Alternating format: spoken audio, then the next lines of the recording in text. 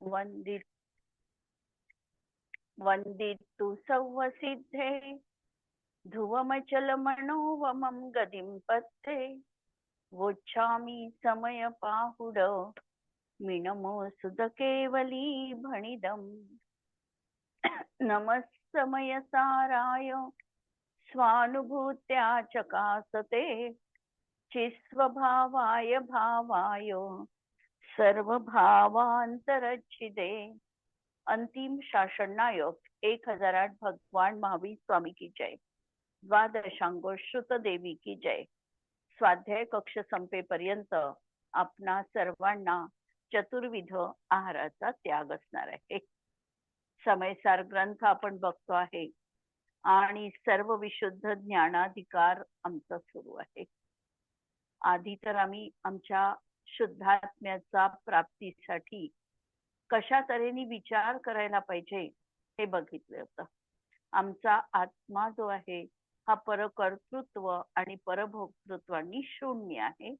हा विचार अंतरंगामध्ये जोपर्यंत स्थिर होत नाही, तसा आमचा उपयोग केंद्रित होत नाही, तोपर्यंत आम्हाला आत्मानुभूतीची प्राप्ती होऊ शकत नाही। आणि परद्रव्यामध्ये किंचित देखील हे माझं आहे असा कुठेही ममत्व भाव असेल तरीही अजूनही तो मिथ्यात्वाच्याच कक्षेमध्ये वावरतो आहे। आणि म्हणून काल आपण बघितलेलं होतं की व्यवहार कथनामध्ये आम्हाला नेहमी असं मिळणार आहे की हे घर माझं आहे, हा पैसा माझा आहे। आणि व्यवहार कथन हे अनेक नयाश्रित असतं। व्यवहार कथन हे कधी कधी उपचरित असद्भूत व्यवहार नयानी केलेलं कथन असतं आणि असद्भूतपणा तो त्याचा स्वतःच्या शब्दांच्या माध्यमातूनच तो डिनोट सांगत पण आहे की हे अशा प्रकारे मी असद्भूत व्यवहार नयाचं कथन आहे। जेव्हा मी असं म्हणते की हे घर माझं आहे, तर हे घर माझं आहे हे व्यवहार कथन आहे। कोणत्या व्यवहाराचं कथन आहे? कारण हे प्रत्यक्ष माझ्यापेक्षा पृथक आहे, ते माझं कधीही होऊ शकत नाही। हे घर कसं आहे तर यामध्ये सध्या मालकी हक्कानी मी माझं आहे असं म्हणते आहे, पण हा असद्भूतपणा आहे, उपचार आहे। कारण कोणतंही परद्रव्य माझ्या स्वामित्व अधिकारात येत नाही। परद्रव्यावर माझा स्वामित्वपणा असू शकत नाही। आणि या दृष्टीने जो निश्चय नयाचा ज्ञाता आहे तो असं लक्षात घेणार आहे की हे परद्रव्य कधीही त्रिकालवर्ती माझं असू शकत नाही। भाषा आमची कशी राहील ही महत्वपूर्ण नाही।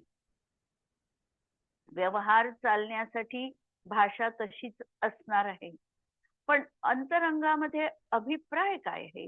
ज्ञानीच्या अंतरंगामध्ये अभिप्राय सदैव विद्यमान आहे की परमाणू एवढं परद्रव्य देखील माझं होत नाही। आणि अज्ञानीच्या जीवनामध्ये ही मान्यता असते की सर्व जग माझ्यासाठी जणू निर्मित झालेलं आहे। या सगळ्या जगामधल्या वस्तूंचा मला उपयोग करायचा आहे, उपभोग घेण्यासाठी या वस्तू माझ्या म्हणजे जी विश्वामध्ये दिसत आहे। नवनवीन वस्तू घेण्याचा त्याचा जो अभिप्राय आहे आणि अंतरंगामध्ये त्या वस्तूबद्दल आत्मत्व बुद्धी आहे, तोपर्यंत हा मिथ्यात्व भूमिकेमध्येच अजूनही वावरतो आहे। ही गोष्ट आम्ही काल गाथेच्या माध्यमातून बघितली की जे पदार्थांचं यथार्थ स्वरूप जाणत नाही, वास्तविकतः हे विश्व आहे, हे विश्वामध्ये प्रत्येक वस्तूचं स्वतंत्र असं अस्तित्व आहे, स्वचतुष्टय रूप ते आहे आणि त्याचं परिणमन त्याच्यात अधीन आहे। कधीही कुणाच्याही अधीन कोणतीही गोष्ट असत नाही। अशा तऱ्हेने हे सगळं नियमपूर्वक अगदी सिस्टमॅटिक रित्या या जगामध्ये सुरू आहे। पण अज्ञानीचे विकल्प हे वस्तुतत्वाच्या विपरीत आहे। तो असं मानतो की हे परद्रव्य माझं आहे आणि त्याला आगमाची दुहाई देतो आणि म्हणतो की आगमातच तर अशा प्रकारचं कथन आहे की हा पुद्गल कर्माचा कर्ता आहे, हा परवस्तूचा कर्ता आहे, अशा आगमाचं कथन दाखवतो.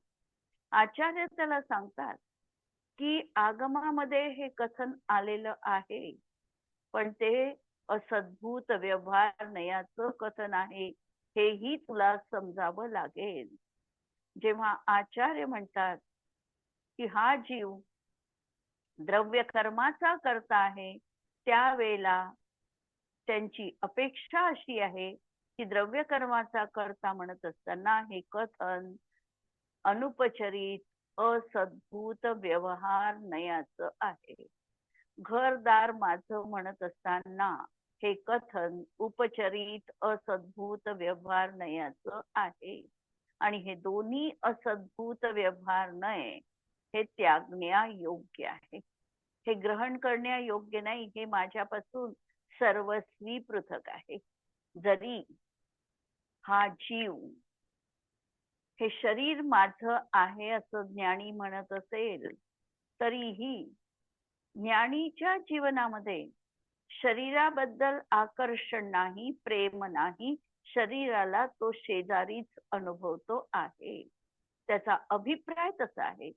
तो दुखलं तर असं म्हणेल की माझं डोकं दुखतं, परंतु त्या दुखण्यामध्ये देखील त्याची आत्मसजगता विद्यमान असते की हे परपदार्थ आहे आणि परपदार्थाचा मी भोगता असू शकत नाही. हे दुखणं वास्तविकता आत्म्याच्या स्वभावात नाही. ही जी असमान जातीय पर्याय आत्ताची आहे, शरीर आणि आत्मा मिळून, याच्या एकत्व मान्यतेमुळे हा असा भ्रम जीवनात होतो आहे किंवा हा बोलतो आहे तसं, परंतु तरी देखील ह्या वस्तू माझ्यापासून पृथक आहे. मी असं मानते की माझ्यामुळे हे शरीर देखील एका ठिकाणाहून दुसऱ्या ठिकाणी जाऊ शकते. मी इच्छा केली मंदिरात जायचंय, तर आत्म्याने इच्छा केली आणि म्हणून शरीराचं गमन झालं. आत्म्याचंही झालं आणि शरीराचंही झालं, असं जर आम्ही मानत असू तर इथेही आचार्य सजग करतात की हे व्यवहाराचं कथन आहे. निश्चय तर तुला हे समजावं लागणार आहे की शरीरामध्ये देखील क्रियावती शक्ती विद्यमान आहे. जशी आत्म्यामध्ये गमन शक्ती विद्यमान आहे एका ठिकाणाहून दुसऱ्या ठिकाणी जाण्याची, तशी शरीरामध्ये देखील ही शक्ती आहे. आणि म्हणून ते शरीर त्यावेळेला त्याच्या उपादानगत योग्यतेने आमच्या सोबत आहे. कल्पना करा, एखाद्या व्यक्तीला जो पॅरालिसिस झालेला आहे, हातही उचलू शकत नाही, इच्छा तर आहे हात उचलावा, पाय हलवावा, पण हलवता येत नाही, उचलता येत नाही. मग काय समजायचं? याच्यावरून आम्हाला त्या दोनची पृथकता नित्य सिद्ध करता येते की आम्ही इच्छा करतो आहे हात हलावा पण हलत नाही, म्हणजे त्यावेळेला त्या परमाणूमध्ये क्रियावती शक्ती अभाव आहे, म्हणजे त्या ठिकाणी कार्यकारी नाही. आहे क्रियावती शक्ती भूतगलामध्ये, पण आत्ता ती कार्यकारी नाहीये. अशा तऱ्हेने आम्हाला ही स्वतंत्रता बघावी लागते. व्यवहाराचं कथन व्यवहार रूप समजावं लागतं. त्याला निश्चयाला त्याला निश्चयानेही असंच आहे असं आम्हाला मानता येत नाही. घरामध्ये राहताना आम्ही सगळ्यांशी अत्यंत नातेवाईकांशी प्रेमाचा व्यवहार करतो, परंतु हा व्यवहार करत असतानाही सम्यक दृष्टीच्या जीवनामध्ये हा भाव असतो की परवस्तू परव्यक्ती ही जरी नातेसंबंधांनी जोडलेली असली तरीही ती माझी असू शकत नाही. अनित्य भावनेमध्ये तो चिंतन करतो की एकटा हा जीव या संसारात आलेला आहे आणि एकटाच हा भोगणार आहे आणि एकटंच याला जावं लागणार आहे. तर अशा तऱ्हेचा हा सतत भाव ज्ञानीच्या जीवनात असतो आणि अज्ञानीच्या जीवनामध्ये मात्र तो वस्तुतत्वाला यथार्थ जाणत नाही आणि व्यवहाराचं जे काही कथन आहे त्याला निश्चय समजून बसतो आणि इथेच त्याची चूक होते. उदाहरण दिलं होतं की एखादी परगावामध्ये राहणारी व्यक्ती त्या ठिकाणी गेली आणि ती म्हणत असेल की माझं हे जन्मगाव आहे, हे माझं राष्ट्र आहे, तर ती जशी तिची चूक आहे, तर जसा तिचा मिथ्या अभिप्राय आहे, त्याप्रमाणे हा अज्ञानी जीव जर परद्रव्य माझं आहे असं मानत असेल, तर ही देखील त्याची महान चूक असणार आहे. काल मी गाथांचा अर्थ बघितलेला होता. 327 नंबरच्या गाथांच्या अर्थापर्यंत आम्ही आलो होतो. आणि आता पहा त्याच्यावरची टीका. अज्ञानी जनच व्यवहार विमूढ असतात. व्यवहार विमूढ असतात याचा अर्थ व्यवहार नयानी केलेल्या कथनाला ते यथार्थ मानतात. जसं एखादी निर्बुद्ध व्यक्ती असते आणि त्या व्यक्तीला काहीही येत नाही आणि समोरची व्यक्ती जर तिला उपहासाने म्हणत असेल, वा वा खूपच हुशार आहे ही, तर हुशार आहे हे तिचं म्हणणं जसं धादांचं चुकीचं आहे. त्याला ते म्हणायचंच नाही. त्याची भाषा आहे की माहितीये खूप हुशार आहे, परंतु त्याला ते म्हणायचं नाहीये. त्याला तर हे ज्ञात आहे की ही अत्यंत निर्बुद्ध आहे आणि तो त्याच्या वचनाला त्यांनी मला हुशार म्हटलं असं समजून मी स्वतः खूप हुशार आहे असं समजत असेल, तर हा त्याचा जीवनामधला भ्रम आहे, चुकीची कल्पना आहे. म्हणून अज्ञानी जन व्यवहार विमूढ असतात याचा अर्थ व्यवहार नयानी कथन केलेल्या तत्वाला ते तसंच्या तसं आहे असं मानतात. तेच परद्रव्य माझे आहे असे पाहतात आणि अनुभवतात. आणि जे अज्ञानी आहे तेच परद्रव्यामध्ये एकत्वाचा अध्यवसाय निर्माण करतात. ते माझं आहे अशा प्रकारचं ते मानतात, पाहतात आणि अनुभवतात. ज्ञानी पुरुष निश्चयाचे जाणकार असल्यामुळे परद्रव्यांचा कणमात्र देखील माझा होत नाही असे पाहतात. वर त्यांनी सांगितलं की ज्ञानिनः तू निश्चय प्रतिबुद्धाः, निश्चयाचे ते जाणकार आहे आणि म्हणून परद्रव्य कणिका मात्रम अपि न मम इदम इति पश्यन्ति, ते माझं नाही अशाच तऱ्हेने ते मांडतात. व्यवहारात जीवन जगत असताना व्यवहाराच्या भाषेत ते बोलतातही, पण बोलत असताना अंतरंगामध्ये निश्चय नित्य विद्यमान असेल तर ते ज्ञानी आहे आणि अंतरंगातून निश्चय पकडीतून सुटला असेल तर तेही अज्ञानी म्हटल्या जातील. म्हणून ते परद्रव्याला कणमात्र देखील माझा नाही असे पाहतात. म्हणून ज्याप्रमाणे या जगामध्ये कोणी एक व्यवहार मूढ दुसऱ्याच्या गावात राहत असूनही मानतो की हे गाव माझं आहे असे मानणारा मिथ्या दृष्टी विपरीत दृष्टीवाला असतो. त्याप्रमाणे ज्ञानी देखील कोणत्याही तऱ्हेने व्यवहारामध्ये कथंचित विमूढ होऊन हे परद्रव्य माझं आहे असे समजेल, तर तुम्हा तो देखील परद्रव्यास आत्मरूप करणारा निसंशय मिथ्यादृष्टीच होतो. आणि जर ज्ञानी आहे आणि ज्ञानी जर म्हणत असेल आणि अभिप्राय जर त्याचा तसा असेल, म्हणणं एक वेळेला गैर नाही, कारण ज्ञानीची ही भाषा तशीच असणार आहे जशी अज्ञानीची भाषा असणार आहे. पण दोहोंच्या मान्यतेमध्ये अभिप्रायामध्ये महत् अंतर असणार आहे. एक समजतो आहे की काय वस्तुस्थिती आहे आणि दुसरा समजतच नाही वस्तुस्थिती काय आहे. आणि म्हणून जर तो व्यवहार विमूढ होऊन ज्ञानी म्हणत असेल हे परद्रव्य माझे आहे, तर तो देखील मिथ्यात्वाच्या कोटीमध्ये गेलेला आहे.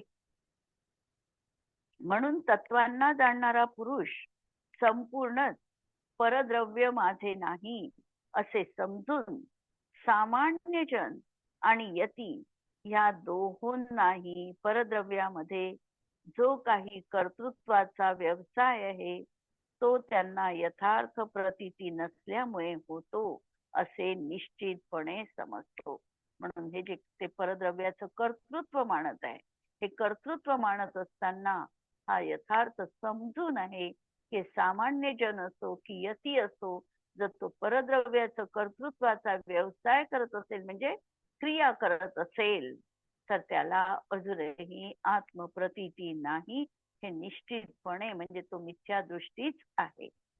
ज्ञानी होऊन देखील व्यवहाराने मोहित असेल तर तो लौकिक जन असो अथवा मुनी असो, दोघेही मिथ्या दृष्टीच आहे. परद्रव्यास आपले मानील तर तेव्हा तर तो नियमपूर्वक मिथ्या दृष्टीच असणार आहे. आपल्या शुद्ध चैतन्य रूप आत्म्याला न जाणणारा, व्यवहार विमूढ याचा अर्थ की आपल्या शुद्ध चैतन्य आत्मतत्वाची ज्याला प्रतीती नाही, असा अज्ञानी हा व्यवहार मूढ असतो. स्त्री, पुत्र, भाऊ, पिता, शरीर या सर्व परद्रव्यांना हे माझं आहे असे मानतो. व्यवहारात ज्ञानी पण त्यांना माझे आहे म्हणतो. अज्ञानीला स्वद्रव्य, परद्रव्य, स्वसत्ता, परसत्ता यांचा विवेकच नाही. पण ज्ञानीला मात्र वस्तू स्वरूपाचं ज्ञान आहे. व्यवहारामध्ये भलाई तो असं म्हणतो, पण निश्चयाने त्याला आपलं मानत नाही. परमाणू एवढ्या परद्रव्याबद्दल देखील आकर्षण किंवा राग किंवा हा माझं आहे ही ज्ञानीची दृष्टी नाही आहे. मी एक चैतन्य तत्वच आहे, उपयोगमयी आहे आणि तो सदैव अभिप्रायपूर्वक त्याला स्वीकारतो. परमाणू एवढं परद्रव्य देखील माझं होऊ शकत नाही हा अकाट्य विश्वास, श्रद्धा त्याच्या जीवनात आहे. परद्रव्याला माझे म्हणणे हा तर व्यवहार आहे. भाषा अशीच असणार आहे, पण मान्यता, श्रद्धा मात्र वेगळी असणं भाग आहे. श्रद्धेमध्ये मात्र परमाणू एवढं परद्रव्य माझं नाही ही श्रद्धा, हा विश्वास अकाट्य असायला हवा. आणि इथे जर कुणी प्रश्न उपस्थित केला, जर कुणी ज्ञानी पण असे मानेल की परद्रव्य माझे आहे, तर तो अज्ञानीच आहे. तात्पर्य वृत्ती टीकेमध्ये आचार्य जयसेनांनी असाच प्रश्न उपस्थित करून त्याचं उत्तर पण दिलेलं आहे. प्रश्न आहे की ज्ञानी असून व्यवहाराने परद्रव्याला निज स्वरूप म्हणणारा अज्ञानी कसा होतो? उत्तर दिलं की ज्याप्रमाणे प्राथमिक जीवांना संबोधन करण्यासाठी त्या काळी व्यवहार नयाचे अनुसरण केले पाहिजे. समयसार मध्ये आधी उदाहरण येऊन गेलेलं आहे की एखाद्या अनार्य भाषा असणाऱ्या व्यक्तीला आचार्यांनी आशीर्वाद दिला. त्यावेळेला स्वस्तिरस्तु असा आशीर्वाद दिल्यानंतर तो त्या भाषेचा अनभिज्ञ असल्यामुळे त्याला काहीही समजलं नाही. परंतु त्याला समजून सांगण्यासाठी त्याच्या भाषेमध्ये म्हणजे त्याच्या पायरीवर उतरून आचार्यांनी तुझं अविनाशी कल्याण असो हा त्या आशीर्वादाचा अर्थ आहे हे विशद करून सांगितल्यानंतर त्याच्या डोळ्यामधून घळघळा अश्रुधारा बरसत आहे. हे त्यांचे शब्द आहे आचार्यांचे, अमृतचंद्र आचार्यांचे. आता प्राथमिक जीवांना प्रतिबोधन काल सोडून आता तो त्याचा काल संपला. मग अन्य काळी जर कुणी ज्ञानी असा तऱ्हेचीच भाषा बोलत असेल तर त्यासाठी सांगितलं की व्यवहार नया न अनुसर्तव्य. व्यवहार नय हा अनुसरण करण्यायोग्य नाही. छोट्या मुलांशी बोलताना आई वडील त्याच्या बोबड्या भाषेमध्ये बोलतात, त्याच्याशी तसं ते बोलतात. पण याचा अर्थ असा नाही की आई वडिलांनी सदैव बोबड्या भाषेमध्येच बोललं पाहिजे. त्या बालकाशी संवाद साधताना ती भाषा ठीक आहे, पण ज्या वेळेला इतर काळ आहे त्यावेळेला त्या आपल्याच भाषेमध्ये बोलणार आहे. त्याप्रमाणे व्यवहारी जीवांना समजण्यासाठी काही काळपर्यंत तशा प्रकारचं बोललं तर क्षम्य, परंतु त्यानंतर मात्र त्यांना आपल्याच योग्य भाषेमध्येच बोलावं लागतं. संस्कृत भाषेमध्येच आचार्य होते, तर संस्कृत भाषेमध्येच त्यांना बोलणं भाग आहे. म्लेच्छ भाषा ही त्या ठिकाणी योग्य नाही. आणि जर अशा तऱ्हेने ते शुद्ध आत्म्यापासून जर च्युत होत असेल आणि परद्रव्यामध्ये निज स्वरूप जर मानत असेल, तर निश्चितपणे ते त्या समयात मिथ्या दृष्टीच म्हटल्या जातात. तात्पर्य, कोणी तथाकथित ज्ञानी म्हटलं याचा अर्थ वास्तविक तो ज्ञानी नाही, पण ज्ञानीपणाचा आव आणतो आहे असा ज्ञानी व्यवहारनयाच्या कथनाचा आश्रय घेऊन परामध्ये एकत्व बुद्धी करतो, तर तो निश्चितच मिथ्यादृष्टी होतो. अशा तऱ्हेने या प्रश्नाचं उत्तर जयसेनाचार्यांनी दिलेलं आहे. आणि या गाथांचा प्रयोग हे तर नक्की आम्हाला प्रयोगाकडे जायचंच आहे, कारण व्यवहारामध्ये आम्ही अनेक तऱ्हेच्या भाषा बोलतो. भाषा बोलणं गैर नाही. प्रयोग करताना लक्षात घ्या, कुणाला आम्ही सांत्वनपर शब्द बोलतो की पहा, जगामध्ये कधीच कुणाचं काही नसतं, हे तर सगळा इष्ट संयोग झाला तर त्याचा वियोग पण होणार आहे, ही सगळ्यांचीच परिणती अशा प्रकारची असते. जीव आल्यानंतर मृत्यूला प्राप्त होतोच, अशा तऱ्हेची आमची भाषा असते. भाषा बोलणं गैर नाही. आणि त्या ठिकाणी जर आम्ही निश्चयच सांगत बसलो अशा वेळेला, तर तेही उपयुक्त दिसत नाही. जर त्याला म्हटलं की कोणताच जीव कधीच मरत नसतो, दुःख शोक करणं हे काही योग्य नाही, अशा तऱ्हेचा आम्ही जर निश्चय प्रधान भाषा तिथे बोललो, तर आम्ही हसं देखील करून घेत आहे. म्हणून बोलतानाची भाषा आमची तशीच असणार आहे. पण ते करत असताना ज्ञानीच्या जीवनात अंतरंगामधला अभिप्राय मात्र सुटलेला नाही. तो हे जाणतो आहे, किंवा त्याच्या श्रद्धेमध्ये पक्क हे आहे की मी जरी असं म्हणत असलो तरी कोणत्याही जीवाचा जन्म होऊ शकत नाही, मृत्यू देखील कधी होऊ शकत नाही. ही केवळ काही काळासाठी असणारी संयोगिक अवस्था होती. अशा तऱ्हेचा ज्ञानीचा अभिप्राय मात्र निरंतर समीचीन असतो.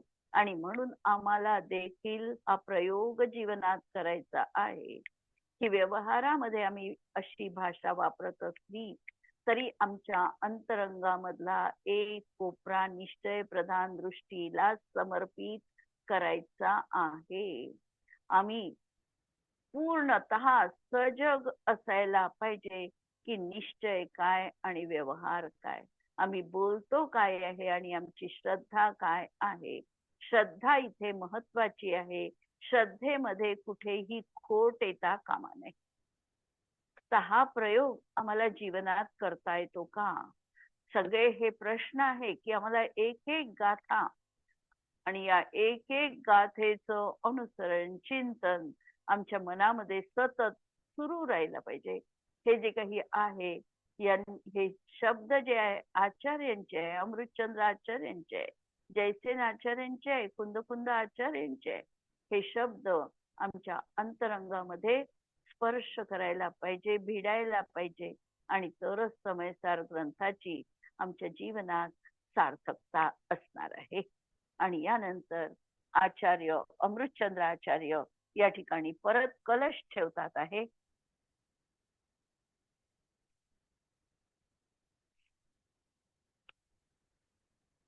कलश 201 नंबरचा. एकस्य वस्तुन इहान्यतरेण सार्धम संबंध एव सकलोपि यतो निषिद्धः तत्कर्तृकर्म घटनास्ति न वस्तु भेदे पश्यन्त्वकर्तृ मुनयश्च जनाश्च तत्वम्. ज्या अर्थी एका वस्तूचा अन्य कोणत्याही वस्तूशी संपूर्ण संबंध मात्राचा निषेध केलाय. एकस्य वस्तुनः इह अन्यतरेण संबंधः एव निषिद्धः. सर्व तऱ्हेचा संबंधाचा निषेध केलेला आहे. ज्या अर्थी वस्तुभेद असताना म्हणजे दोन अत्यंत भिन्न वस्तूंमध्ये कधीही कर्ता कर्माची घटनाची प्रवृत्ती असतच नाही. दोन भिन्न द्रव्यांमध्ये कर्तृकर्म संबंध कधीही असत नाही. व्यवहाराची भाषा आहे की कुंभकारांनी कुंभ केला, पण कुंभकार अलग आहे, कुंभ अलग आहे. दोन वस्तूंमध्ये समयसार मध्ये म्हणेल की कुंभकार घटाचा करता नाही. मग कुंभ काय स्वयं झालं का, हा परत अज्ञानीचा प्रश्न असणार आहे. तर अज्ञानीच्या प्रश्नाला आचार्यांनी निमित्त नैमित्तिक संबंध दर्शवून उत्तर पण दिलेलं आहे की कुंभकारांनी कुंभ केला असता आणि तो कुंभाचा करता असता तर त्यांनी कोणत्याही उपादानातून कुंभाची निर्मिती करावी, पण त्याला त्यासाठी विशिष्ट पद्धतीची अशीच माती का लागते. याचा सरळ अर्थ असा आहे की मातीचीच परिणती कुंभरूप झालेली आहे. म्हणून कुंभाचा निश्चयनयानी करता हा मृत्तिका द्रव्य असणार आहे, कुंभकार नाही. म्हणून व्यवहार आणि निश्चय याची योग्य तऱ्हेने पारख आणि योग्य तऱ्हेने संगत जीवनात घालता आली पाहिजे. म्हणून एक वस्तू अन्य वस्तूचा करता होऊ शकत नाही. जिथे वस्तुभेद आहे तिथे कर्ता कर्म संबंध नाही. कर्ता कर्म संबंध तर एकाच वस्तूमध्ये घटित होतो आणि तोही ज्याच्यामध्ये व्यापक भाव असणार आहे अशाच ठिकाणी तो कर्ता कर्म संबंध घटित होतो. म्हणून परस्पर कर्ता कर्माची घटनाच नाही. म्हणून सामान्य लौकिक जन असो की मुनी असो त्यांनी असेच परद्रव्याचे अकर्तृत्व रूप वस्तूचे तत्व पहावे. म्हणून आमची दृष्टी कुठे पाहिजे, आम्हाला काय अवलोकन करायचंय, आम्हाला काय आमची मान्यता बनवायची आहे. तर कुणीही असेल, कारण समयसार जे सांगत आहे ते अज्ञानी जीवांना सांगत आहे. जे ज्ञानी होऊन चुकले त्यांना काय ज्ञानाची महती, म्हणजे त्यांच्यासाठी कशाला ज्ञानाचा उपदेश. जो अज्ञानी आहे त्याच्यासाठी उपदेश आहे. आणि म्हणून असे अज्ञान अवस्थेत जे लौकिक जन असतील, यती असेल, त्यांना आचार्य सांगत आहे की परद्रव्यांमध्ये अकर्तृत्व रूप वस्तूचं तत्व पहा. म्हणजे परामध्ये तू कर्तृत्व घेऊ शकत नाही, ही वस्तू स्वरूप तू जाणून घे. म्हणून कोणीही कोणत्याही परद्रव्याचा करता नाही. एक द्रव्य अन्य द्रव्याचा अकर्ता आहे असे तत्व प्रतीतीमध्ये आणावे. जे पूर्वोक्त वस्तू स्वभावाचा नियम समजत नाही ते अज्ञानी होऊन कर्म करतात आणि स्वयंभाव कर्माचे करते बनतात. अशा प्रकारे भाव कर्माचा करता अज्ञानाने चेतनच आहे असे पुढील गाथेचा सूचक श्लोक सांगतात. या ठिकाणी आचार्य परत सांगत आहे, सावध करत आहे. प्रत्येक श्लोक दिल्यानंतर आचार्यांचं वैशिष्ट्य हे आहे की त्यामध्ये त्यांना असं वाटलं की हा श्लोक वाचल्यानंतर जीव स्वच्छंदी बनू शकतो. त्यावेळेला लगेचच दुसरा श्लोक आचार्यांनी तो स्वच्छंद म्हणू नये म्हणून भावकर्माचं कर्तृत्व कुणाकडे हा प्रश्न उपस्थित करून अज्ञानी जीव भावकर्माचा करता आहे ही गोष्ट किंवा चेतन आत्माच त्याच्याच मध्ये रागद्वेषादी विकार होऊ शकतात ही गोष्ट या ठिकाणी लगेचच स्पष्ट केलेली आहे. जीव द्रव्याला शुद्ध नयाने बघितल्यानंतर त्याचा पुद्गल द्रव्याशी कोणत्याही प्रकारे संबंध नाही हे प्रतीती देते. ते परस्पर विरोधी स्वभावाले. पहिल्यांदा तर स्वभावाच्या अपेक्षेने बघितलं तर जीव सचेतन आहे, पुद्गल अचेतन आहे. जीव अमूर्तिक आहे, पुद्गल द्रव्य मूर्तिक आहे. जीव अरूपी, अगंध, अरस, अस्पर्श स्वभावी आहे, तर पुद्गल द्रव्य स्पर्श, रस, गंध, वर्णरूप आहे. जीव इंद्रिय ग्राह्य नाही, तर पुद्गल इंद्रिय ग्राह्य आहे. याप्रमाणे यामध्ये वस्तुभेद आहे, म्हणजे दोन द्रव्य ही अलग आहे. वस्तुभेद असताना कोणत्याही प्रकारचा संबंध, गुणगुणी संबंध, लक्ष लक्षण संबंध, विशेष विशेषण संबंध, वाच्यवाचक संबंध किंवा कर्ता कर्म संबंध, कोणताही संबंध सिद्ध होत नाही. म्हणून आचार्य सामान्य जनांना हे सांगतात की आत्मा परपदार्थांचा अकर्ता आहे. ह्या लोकामध्ये अनंत जीवराशी आहे, त्याच्या अनंत पट पुद्गल द्रव्य आहे. धर्म अधर्म आणि आकाश एक एक द्रव्य आहे आणि कालाणू असंख्यात आहे. याप्रमाणे जाती अपेक्षेने 6 आणि संख्या अपेक्षेने अनंतानंत द्रव्य आहे आणि प्रत्येक द्रव्याची निश्चित मर्यादा आहे. वस्तुतत्वात एक सुसूत्रता आहे. कोणतंही द्रव्य दुसऱ्या द्रव्यात एकमेक होऊ शकत नाही. आपल्यातून काहीही द्रव्य काही कमी करू शकत नाही किंवा काही वाढवू शकत नाही. म्हणून एक वस्तू अन्य वस्तूच्या अभाव स्वभाव रूप आहे. म्हणून भिन्न भिन्न वस्तू आपल्याच सत्तेत स्वतंत्र रीतीने राहतात. अनंत द्रव्य आहे आणि त्यांचे त्यांच्यात पर्यायरूप परिणमन आहे. हे कार्य सुरूच आहे, पण दुसऱ्यामध्ये ते काहीही करू शकत नाही, तिथे ते असमर्थ आहे. यावर बनारसजी दासजी लिहितात, जीव अरुपुद्गल कर्म रहे सदा एक खेत. खेत शब्दाचा अर्थ क्षेत्र, एका क्षेत्रावर आहे. जदपि तथापि सत्ता न्यारी न्यारी कहीं, तरी देखील प्रत्येकाची सत्ता वेगवेगळी आहे. लक्षण स्वरूप गुणपरजय प्रकृती भेद या सर्वांमध्ये भेद आहे. दुह में अनादि की दुविधा भय रही है. या दोन मध्ये अनादि कालापासून दोनपणाच आहे. एते पर भिन्नता न भासे जीव कर्म की. जोलो मिथ्या भाव तोलो औंधी बाहू बही है. परंतु ही मिथ्या परामध्ये भिन्नता जीव आणि कर्मामध्ये याला भासीच होत नाही, कारण जोपर्यंत औंधी बाहुबही है, म्हणजे उलटी हवा आहे, तोपर्यंत विपरीत मान्यता जीवाची आहे. ज्ञान के उदोत होत ऐसी सुधी दृष्टि भई, जीव कर्म पिंड को अकरतार सही है. एक वस्तु जैसी जू है तासो मिले न आन, जीव अकर्ता कर्म को यह अनुभव परवान. हा अनुभव प्रधानतेने पहा की जीव हा एक आहे, अकर्ता आहे, तो कर्माचं काही करू शकत नाही, कर्म पृथक आहे. तर अशा तऱ्हेने आत्मा हा पराचा अकर्ता आहे, रागाचा अकर्ता आहे, ही गोष्ट या कलशामध्ये सांगितल्या गेलेली आहे. पुढचा कलश उद्या लगेचच येणार आहे की याच्यामध्ये कर्तृत्व अज्ञानी जीवाकडे दिलेला आहे. पण आपण उद्याला क्लास बंद राहील आणि सोमवारी परत आपला क्लास सुरू राहील. उद्याला क्लासला सुट्टी राहील.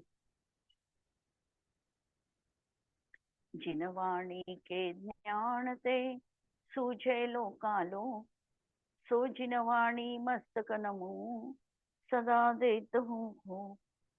नमो अरिहंताणम नमो सिद्धाणम नमो आयर्याणम नमो वज्रायाणम नमो लोए सवसाहुणम. सर्वांना जय जिनेंद्र.